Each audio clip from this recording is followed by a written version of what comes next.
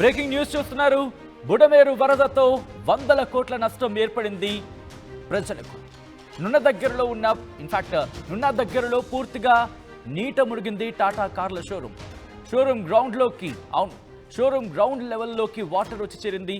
Showroom ground లో park చేసిన కార్లు నీట మునిగిన విజువల్స్ మీరు చూస్తున్నారు. ఆర్టీవీ స్క్రీన్ మీద పూర్తిగా నీట మునిగిపోయాయి. వందలాది కార్లతో పాటు మునిగిపోయాయి ఆటోలు, టాటా వ్యాన్లు కూడా. దీంతో కోట్లలో నష్టం వాటిల్లిందంటున్నారు షోరూమ్ సిబ్బంది. వరద పూర్తిగా తగ్గాక కానీ నష్టం అంచనా వేయలేమంటూ కూడా ఆవేదన వ్యక్తం చేస్తున్నారు. ఒక్కసారి చూడండి, దాదాపుగా ఆన్ అండ్ యావరేజ్గా, ఎందుకంటే 5 లక్షల నుంచి 10 లక్షలు వేసుకున్నా దాన్ని మించే ఉంటాయి ఒక్కొక్కటిని. అలాంటిది పోనీ ఆన్ అండ్ యావరేజ్గా 10 లక్షలు అనుకుందాం, అక్కడ ఒక 100 వాహనాలు ఉన్నాయనుకుందాం. ఒక్కసారి అంచనా వేయండి ఎంత నష్టమో. అవును, ఒక్కసారి విజువల్స్ చూస్తేనే గుండె తరుక్కుపోతుందని చెప్పుకోవాలంటే షోరూమ్కి సంబంధించి బహుశా అంటున్నాను అనుకోవచ్చు మీరు. కాదు, ఎందుకంటే కనుక ఇప్పుడు ఇవన్నీ కూడా వేస్ట్గా వెళ్ళే అవకాశం ఉంటుంది. కొన్ని రిపేర్ చేయొచ్చు, రిపేర్ చేసినా తీసుకురావచ్చు. కానీ ఈ నష్టం మన మీద పడుతుంది, మళ్ళీ మన మీదకి వచ్చే అవకాశం ఉంటుంది. రేట్లు ఆమాంతం పెరిగే అవకాశం ఉంటుంది. ఒక వరద ఉధృతి నష్టం ప్రతి ఒక్కరి మీద కూడా ఉంటుంది. విజువల్స్ మీరు చూస్తున్నారు.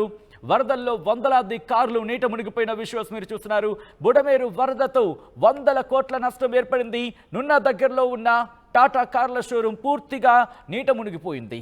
షోరూమ్ గ్రౌండ్ లెవెల్లోకి పార్క్ చేస్తున్న కార్లలోకి వరద నీరు వచ్చి చేరింది. దీంతో ఆ వందలాది కార్లు నీట మునిగిపోయాయి. కార్లతో పాటు ఆటోలు, టాటా వ్యాన్లు కూడా నీట మునిగిపోయాయి. కోట్లలో నష్టం వాటిల్లిందంటున్నారు షోరూమ్ యజమానులు కావచ్చు, షోరూమ్ సిబ్బంది కావచ్చు.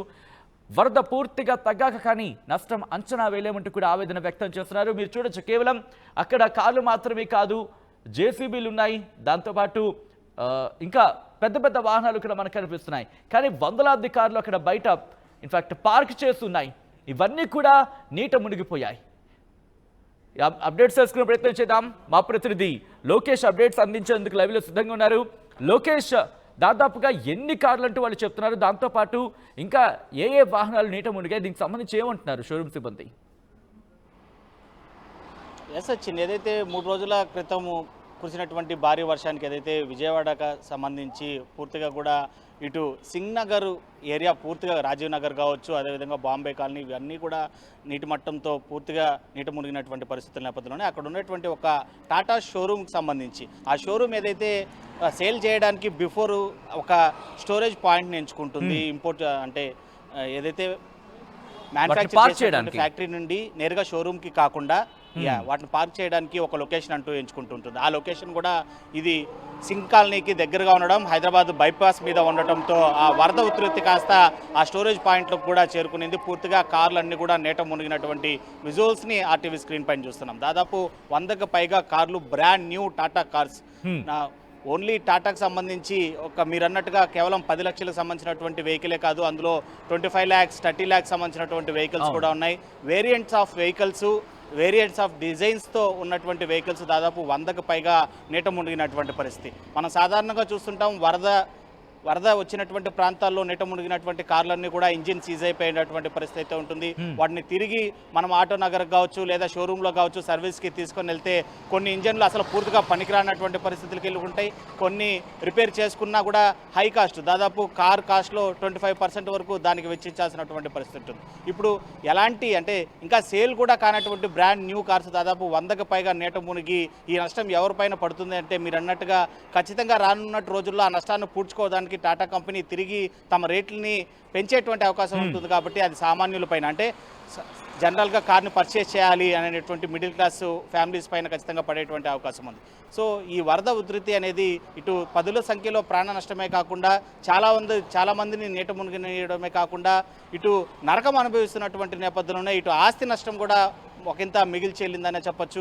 ఇటు టాటా కంపెనీకి సంబంధించినటువంటి నిర్వాహకులతో కూడా మనం మాట్లాడడం జరిగింది. ఇక దాన్ని తిరిగి ఏం చేయలేనటువంటి పరిస్థితి, తాము ఉన్నత యాజమాన్యానికి ఫిర్యాదు అయితే చేస్తాం, దాన్ని ఏ విధంగా రేటు కట్టాలి లేదా తిరిగి మ్యానుఫ్యాక్చరింగ్ యూనిట్కి పంపించాలా లేదా దాన్ని సర్వీస్ చేసి సేల్ చేయాలా అనేటువంటి నిర్ణయాన్ని హైకమాండ్, అంటే వాళ్ళకి సంబంధించినటువంటి హై యాజమాన్యం ఎవరైతే ఉంటారో వాళ్ళతో మాట్లాడి నిర్ణయం తీసుకోవాలని కూడా వాళ్ళు చెప్తున్నటువంటి పరిస్థితి. మనం అక్కడికి వెళ్ళేటువంటి ప్రయత్నం కూడా చేస్తాం. అది హైదరాబాద్కి సంబంధించినటువంటి మార్గంలో ఉండటము, దాదాపు 8 కిలోమీటర్ల మేర నీటి మట్టం మోకాళ్ళ లోతు వరకు ఉండటంతో ఇటు బోట్లపైన వెళ్ళాలంటే కూడా బోటు అడుగు భాగం పూర్తిగా రోడ్డుకి రాసుకోవడంతో పూర్తిగా బోట్లు దెబ్బతింటాయని వాళ్ళు కూడా చేతులు ఎత్తేసినటువంటి కానీ ఇక్కడ పరిస్థితి. లోకేష్ నడకైతే మాట్లాడుకుంటే కనుక కేవలం మీరు అన్నట్టు ఇంజన్ తో పాటు ఎందుకంటే ఎక్కువ రోజులు నీటిలో నానుంటే కనుక బాడీ కూడా ఇన్ఫాక్ట్ ఆ వెహికల్ సంబంధించి బాడీ కూడా పాడయ్యే ఇబ్బంది ఉంటుంది. ఇన్ఫాక్ట్ తుప్పు పట్టేసే ప్రమాదం ఉంటుంది. ఈ నేపథ్యంలో వాళ్ళేమంటున్నారు, ఒకవేళ వాళ్ళ వరద ఉధృతి కనుక తగ్గితే కనీసం ఆ బాడీకి సంబంధించిన సేవ్ అయ్యే అవకాశం ఉందంటున్నారా, లేకపోతే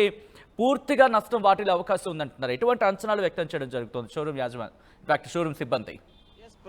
ప్రస్తుతం ఇంకా అక్కడ ఏదైతే ఆ స్టోరేజ్ ఉన్నటువంటి లొకేషన్కి సిబ్బంది వెళ్ళి ఆ కార్ల పరిస్థితిని అంచనా వేయనటువంటి పరిస్థితి. ఎందుకంటే ఇంకా వరద ఉధృతికి పూర్తిగా తగ్గుముఖం పట్టలేదు, ఇంకా మోకాళ్ళ లోతు వరకు నీళ్లు ఉన్నాయి. కారు కూడా ఎంత భాగం వరకు దాదాపు 75% భాగం వరకు మునిగి ఉండటాన్ని మనం విజువల్స్లోనే చూడొచ్చు. సో వన్స్ పూర్తిగా నీటి మట్టం తగ్గిపోయిన తర్వాత ఇన్నర్గా మీరు అన్నట్లుగా లోపల ఉన్నటువంటి ఇంటీరియర్ ఏమాత్రం డ్యామేజ్ అయింది, లోపల దాదాపు 4 రోజుల నుంచి అంటే మీరన్నట్లుగా పూర్తిగా టైర్ కింద వరకు కూడా నీటి మట్టం తగ్గిపోవడానికి మరో 3 రోజుల సమయం పడుతుంది. ఇప్పటికే 3 రోజులు కలిసింది, మరో 3 రోజుల సమయం పడుతుంది. దాదాపు 6 రోజుల పాటు నీటిలోనే ఉండేటువంటి ఆ కారు లోపల ఉండేటువంటి ఇంటీరియర్ కావచ్చు, ఇంజిన్ కావచ్చు, అదేవిధంగా ఇతర ఎలక్ట్రానిక్ డివైజెస్ ఐటమ్స్ అన్నీ కూడా పాడైపోయేటువంటి పరిస్థితి అయితే ఉంటుంది. మరోవైపు అవి తిరిగి ఎండ పడేటువంటి పరిస్థితుల్లో మీరు అన్నట్టుగా తుప్పు పట్టేటువంటి అవకాశాలు కూడా లేకపోలేదు. సో ఇవన్నింటినీ బ్యారేజ్ వేసుకోవాల్సినటువంటి పరిస్థితి ఉంటుంది. వాటిని బయటకు తీసి ఒక అంచనాకు రావాల్సినటువంటి ఉంటుంది. ఆ అంచనాని తిరిగి ఏదైతే మ్యానుఫ్యాక్చరింగ్ యూనిట్ కావచ్చు, వాళ్ళకు ఉన్నటువంటి ఆఫీసర్స్ హై లెవెల్ ఎవరైతే ఉన్నారో వాళ్ళకి రిపోర్ట్ ఇచ్చిన తర్వాత దానిపైన ఎటువంటి నిర్ణయం తీసుకుంటారనేది కూడా వాళ్ళకే వదిలిపెట్టాల్సినటువంటి పరిస్థితి అయితే ప్రస్తుతం కనిపిస్తుంది. సచిన్. రైట్ లోకేష్.